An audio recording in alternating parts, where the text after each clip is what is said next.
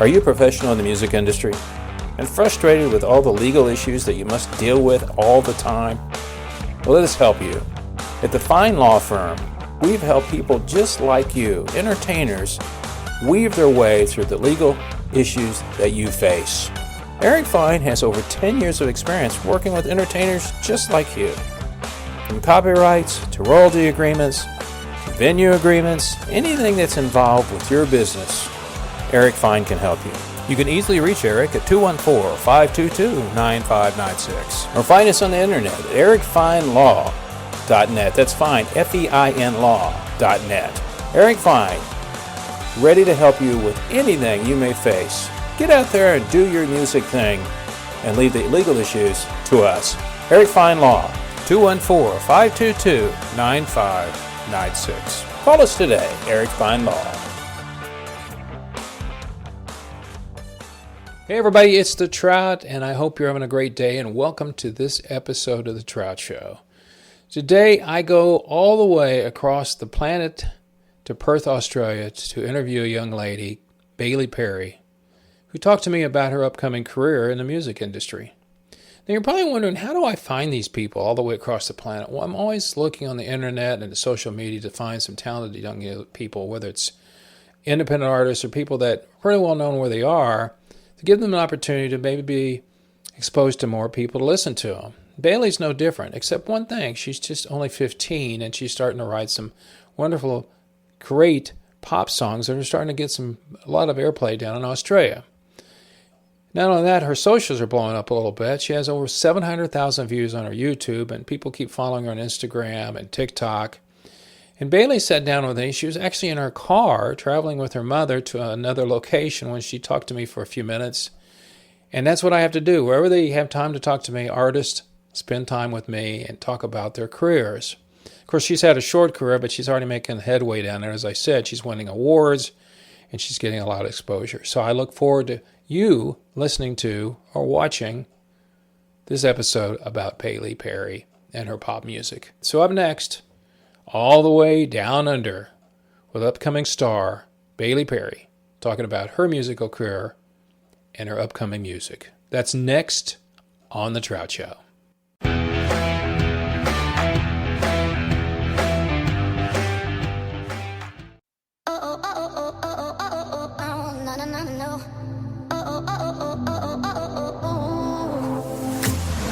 I've been talking way too much, though I have nothing good to say. Been doubting what I've done, thinking I'm wrong in every way. So I'm gonna shut off, have a day to myself, eat what I want and not feel any guilt. See you ask first if I'm okay, and I'll say I'm better now. You ask, glad to know you have my back. Through the thick and the thin, I can count on you when I'm not winning. You can read me like a book and ask me all your questions and I'll answer, 'cause you're my unpaid therapist. So the album that you do, so the one you just finished and you're working on it, but that one song that you had that was real popular, Therapist, what was it called? Unpaid therapist. Okay. That's gotten some play because I was looking at how many people have watched it, and you've had a lot of people watched your YouTube videos. You've had over 700,000 views. That's not too shabby, young lady. And you've got over 80,000 people follow you on Instagram. I assume you do TikTok too, or not? Yeah, I do TikTok. Okay. And how many people follow you on TikTok? Quite a few? About 3,000, but I've only just started with in the last few months. So why do you think your music is being, and I noticed all the awards and everything you have and all that stuff, why do you think people really like your music so much? What is it about it you think they like? I like to think it's like the positive message in it. I do try to write very much like taking like obvious sort of message and writing it in a complicated, positive sort of way. But yeah, I hope it's also like the upbeat tempo. I hope they just like my voice as well. Well, that helps. Yeah. Yeah, that helps. And so you write almost all your compositions. You write on the piano. You sit down and try to get an idea what you want to do. I write majority, and then from there I'll kind of switch them up into what genre I want because if I keep just going with the piano, I'll keep writing piano ballads. Yeah. But I might just like spice them up, add a bit of a beat. But sometimes I do write without the piano when I'm really trying to focus on making it pop, or sometimes I'll write and then I'll add the piano. So it's very much, it varies every time I write. And I noticed that what's your favorite social media? Do you use Instagram more, or what do you? I noticed that you kind of keep up on your YouTube also, but what's your favorite? Um, my favorite would have to be Instagram, but using wise, I kind of spread across all the platforms and I use all the platforms equally, I'd say. That's as a musician myself, that's the hardest thing is trying to keep up with all the social media stuff because it's, Yeah, it's just a lot of work and yeah. doing reels and all that stuff. And I know some people do a very good job at it. I'm not very good at it, but, well, what do you want to do? Is this something you think you want to do the rest of your life? I mean, you kind of started out. I started writing songs when I was about your age, actually younger. I think I was Yeah, 12. I think I was 12 when I started writing, so you're 11. So what do you want to do? I want to be touring, performing music. I want to finish my second album. That's up there on the bucket list. And yeah, I want to just get it heard, keep singing, performing, just anything to do with music I want to be doing. Now, in your country, I noticed that you're really popular, but are you popular in both sides of the continent, or are people all over the country know about who you are, or is it just in Perth, or how's that happening for you? Well, Perth is really small, so kind of just everyone kind of knows each other anyway, but Okay. I'm better known over east in like Tamworth, which is where all the country stations are. And starting to get heard in a few more commercial stations as well, which is great. Do you, when you go in the studio, do you have a producer, people that help you out? I do. I have a wonderful producer named Kyle. That's good. Gotta have a producer. Don't care who you are. And you gotta have people. Well, you need somebody to kind of keep you on track and all that stuff and doing that stuff. It's so much. It's Yeah, changed so much, Bailey, from when I was your age. You couldn't get in the studio because it was so expensive that the record labels you had to hope you got signed by a record label or you couldn't afford to go in. And you couldn't yeah, go out and press a bunch of records. So, now you put something out and you put it on streaming or like you do. And yeah. I remember, yeah, you did some, yeah, I noticed that one you did a video with a couple of your songs, haven't you, where you've gone out and had somebody shoot a video for your song. Yeah, they're usually pretty home planned. So I usually storyboard and like organize the videos, and then my parents just like reel me in, making sure it's not like not accomplishable, which I've gotten pretty good at making them like no budget.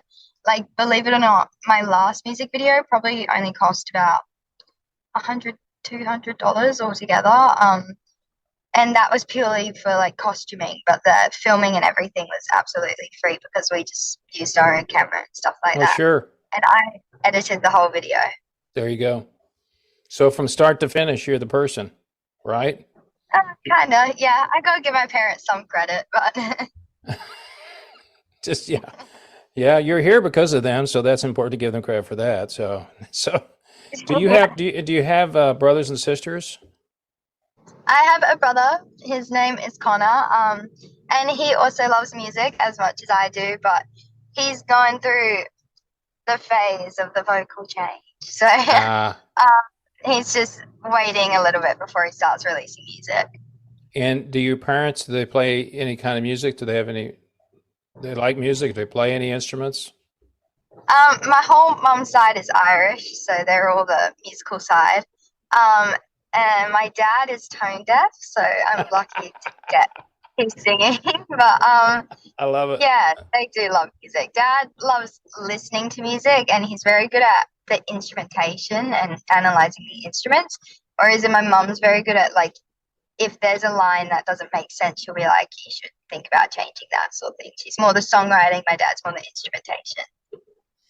Well, it sounds like you got a good crew there that are listening to you, and that's good because at your age, been working with some very young talent. One's a 15-year-old guitar player and singer, and he's already getting a lot of experience. I mean, people are already picking him up and seeing him because he's becoming famous already at his age.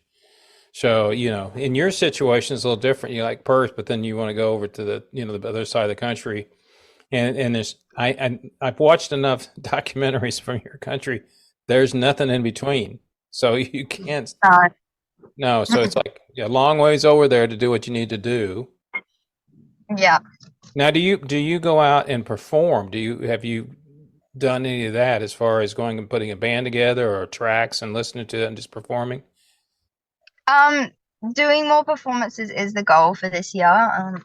But I haven't done much of it. I did do a performance not too long ago.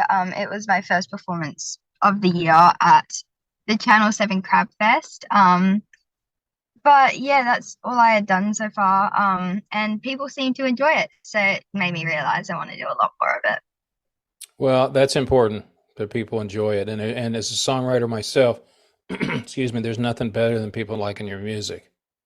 Yeah. And then when you start playing it and they start singing along with it, that's really cool when that happens too. So, it's that way. And any thoughts about coming to the States? I'm sure you've thought about it. I would love to. Oh, love to. It's just a matter of money at the moment, but I would absolutely love to come to this. Well, that's one of the things I did when I started this channel was to be able to help people like yourself, because I have friends in different places in the business. I have friends in Nashville, which is the country capital of the world. So, and trying to bring people like you, if there's a talent, I can bring them and say, "Hey, what do you think of this?" And then, who knows? Well, and then somebody picks and listens to it and go, "Oh, we'll fly her up here." And that would be amazing. Well, you need to build up your fan base down there, which is what you're doing now, and keep you get a little more complicated because you go to school, and I'm trying to remember. You guys go to school all year round. You have certain weeks that you break, or I mean, you're on a break now. Yeah, we break every 10 weeks for 2 weeks, and then so it's kind of complicated. We have 10 weeks, then a 2-week break, 10 weeks, 2-week break, 10 weeks, 2-week break, 10 weeks, and then a 6-week break. Okay. And before we change and go up here. And what do your friends think of you? What do they say? Do they like what you're doing? They're very supportive. That's good. I'm one of those people who it's kind of like I don't really tell the people at school because then it kind of gives me the confidence to just like do my own thing because I don't know. It's strange, but I kind of just like to stay in my own lane. Like, just like, if they find it, I don't mind, but I don't like necessarily go and tell them to like. No, I understand that. Sure, I understand it. And that it's one of those things that you kind of want to tell people, but it's like if they don't know, it's okay, because there may be some people that don't really. They're jealous. It's really what happens too, and you start becoming really popular, and they're like, I don't like her. Why? She's famous. I'm not. So, it's so, and it's funny. I just interviewed a great artist. She's from the UK, but she lives in America now in the States. She was discovered when she's 15 and by a very famous producer. And she didn't even know who he was.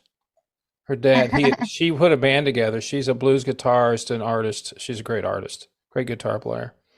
And her dad came in one day and said, "Hey, guess who's on the phone?" And she goes, and it was a very famous person.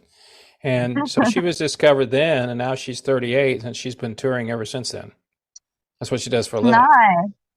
Nice. So that's maybe what you get to look forward to one day. That's the goal. And tell me a little bit about when you, because being a songwriter, I know the creativity comes for different people at different times. Do you just sit down and have an idea, or do you kind of see things and go, or have a melody in your head? How does that work for you a little bit when you start writing a song? It's hard. I have to have a theme or a word that I'm kind of trying to go with, and then I'll write about that, and then just see how it goes. It really just happens. It's hard to explain, I find, but yeah. Yeah, writing songs is you can't explain it unless you write songs, and then you kind of understand. You don't know where it comes from, but it just shows up, and then if you're like me and have been writing for years, then you wonder if it's going to disappear. Sometimes it goes away, and then sometimes it comes back. But what I was going to say was it's a little more complicated for you because you have to go to school and then do this thing at the same time. And so it gets a little more complicated for you because I'm sure if you wanted, you probably would like to do this all the time, even at your age. You'd probably want to go out and go to the studio, make records, go out and perform. And so who do you like now as far as your people you listen to that you like that you'd like to hear? Well, I think I love Taylor Swift. Definitely an inspiration. I love I'm going through a One Direction phase, so I'm loving the One Direction music at the moment, which means I'm branching into their solo careers as well. So I'm loving Harry Styles and all that. I also vocally am inspired by Kelly Clarkson. I think her vocals are amazing. I love Adele. There's so many, and I really try to expand and experiment in their styles as well, because it's I want to write a Taylor Swift style song, I want to write an Adele style song. You want to write all the style songs, but you've also got to hone in on what you're good at. So it's also experimenting to find what you're most comfortable doing. I think that the older you get, the more that you listen to people, it starts influencing more. That's just the way it is for everybody, And the hardest, I think it's difficult, I think, to stay in your lane, like you said earlier, because it's easier, like you said, oh, I love that Taylor Swift song, I'm going to write something like it. And then when people hear it, they go, that sounds like Taylor Swift singing. I mean, it's like Taylor Swift. Yeah. And it's so you have to kind of, and you probably already know this, have to grab a little bit from each song and go, okay, I like this, I like that. And Kelly is from Texas. Kelly's a Texas girl, although she has no accent now. She probably got rid of all of that stuff. So do you, I assume you read music? Do you understand all that theory stuff that goes into writing a song? Yeah, I know all of my songs are chords because I'm a bit boring like that, but I know enough piano to experiment with different chords and find new melodies and all that sort of stuff. So that's good. Well, and that's probably the hardest thing is and with me, I don't know about you, when I start writing, I might record 3 or 4 songs and throw 3 of them away going, I don't like that, because I'm sitting here in my studio right now. You see all the guitars behind me, but I'm sitting here, this is where I record. And then if I'm lucky, I can go into a big studio with friends, but that takes time, and you write a song and I'm sure this happens too. You get the mood and you're like, oh man, I need to do this and write it. And then you got to go, I got to go to school, so kind of sometimes I find myself writing at school as well. So, well, I will tell you this. I was going to say, so this artist I just interviewed, when she was growing up, she wouldn't pay any, she was reading about music or listening to music while she was in class. And her friends would pay attention to the teacher, right? And then when the teacher would ask her a question, she had no idea what they were asking, but they would pass the note to her and go, here's the question. Oh, okay. So, and that's really good friends that cover for you like that. So I think it's really cool to see. I love young talent like yourself. I want to see people like you continue to grow, because you've got a ways to go. But I say that, I mean, you're a great artist already, but you'll just grow bigger and bigger. A lot of people I talk to in the business, they don't release the album all at the same time. They release one song every once in a while. That seems to be Yeah, more popular now. And is that something you're probably going to do or have already done that? that's what we're doing. Just because it also allows you to do more promotion and it allows you to like spread it out over time. So it's not like all in one go. You're like hoping that it goes well. You get multiple chances to give it a go. So when you get finished, you have 12 tunes, then you get to decide which one you want to put out first. Yeah, which is good because I chose to put out Unpaid Therapist first because I was so excited about it. So tell me how that became so popular. How did that get picked up and people started listening to it? Well, it's a lot of doing research, seeing who's gonna help you promote it, who's gonna help it get heard, finding an audience for it. You've got to know like who you're aiming to target it towards. I also made lots of TikToks. I posted it on Instagram a lot, posted it on Facebook. You kind of just got to get it out wherever you can. Where's been the biggest response? What part of the country? Your area or other parts of the country?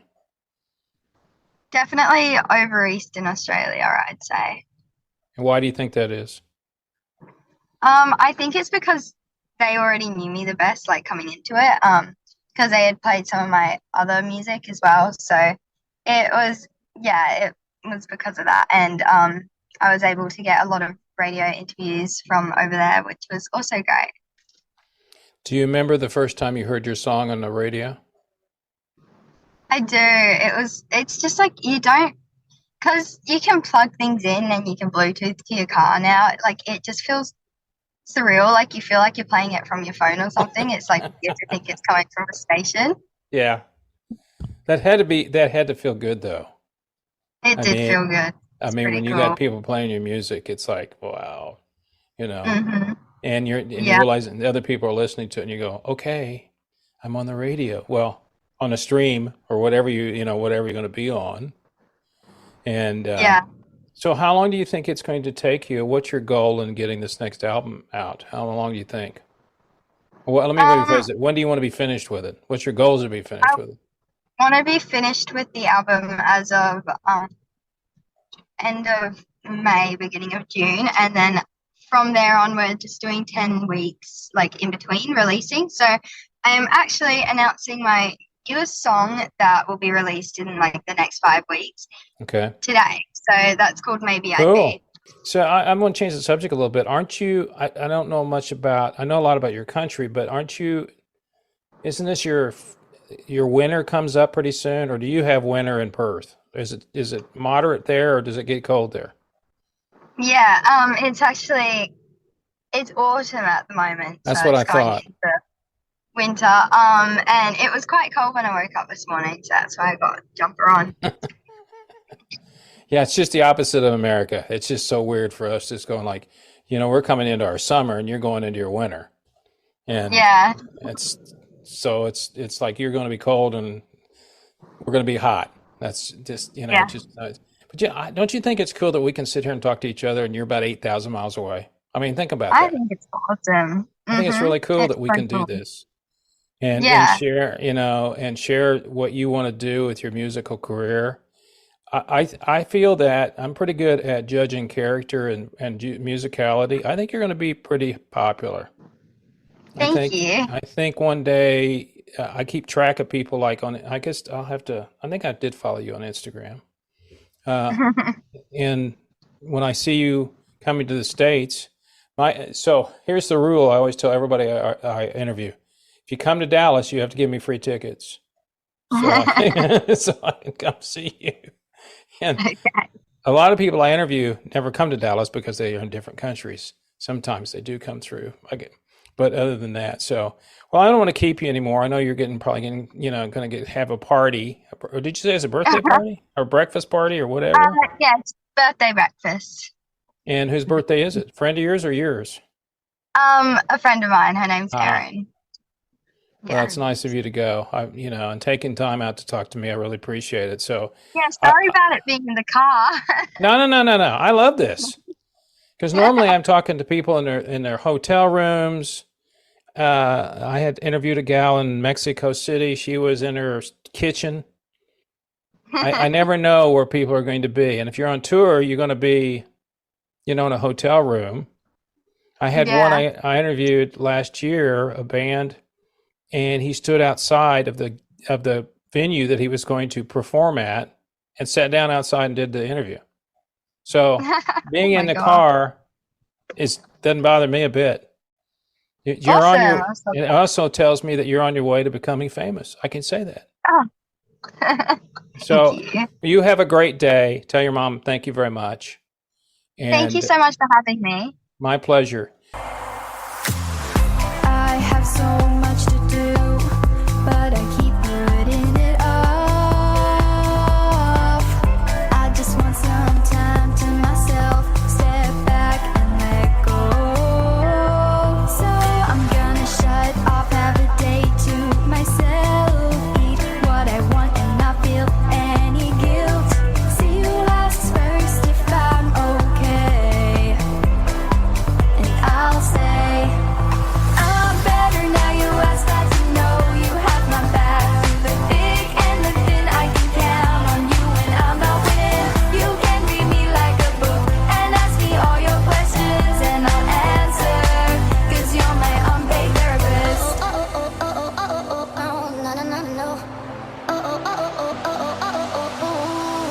So I'm gonna shut off, have a day all to myself. Gonna eat what I want and not feel any guilt. See who asks first if I'm okay, and I'll say I'm better now. You ask, glad to know you have my back. Through the big and the thin, I can count on you when I'm not winning. You can read me like a book and ask me all your questions, and I'll answer, 'cause you're my unpaid therapist.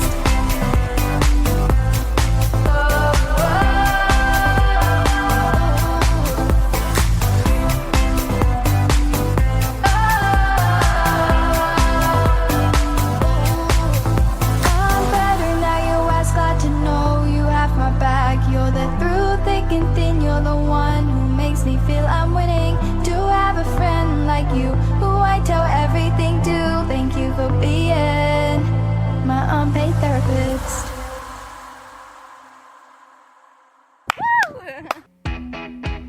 Well, that's it for this episode of The Trout Show. Thanks so much for listening. Special thank you to our special guest today, Bailey Perrie, all the way from Perth, Australia. For more information about Bailey, you can check her out on our website at Bailey Perrie. That's Bailey Perrie, PERRIE.com. Also, a thanks out to the Eric Fine Law Firm for supporting our channel. Thanks, Mr. Fine. And for more information about The Trout Show, you can always find everything you need to know on our website at thetroutshow.com. So until next time, people, you know what I always say. It's only rock and roll, but we love it. See ya.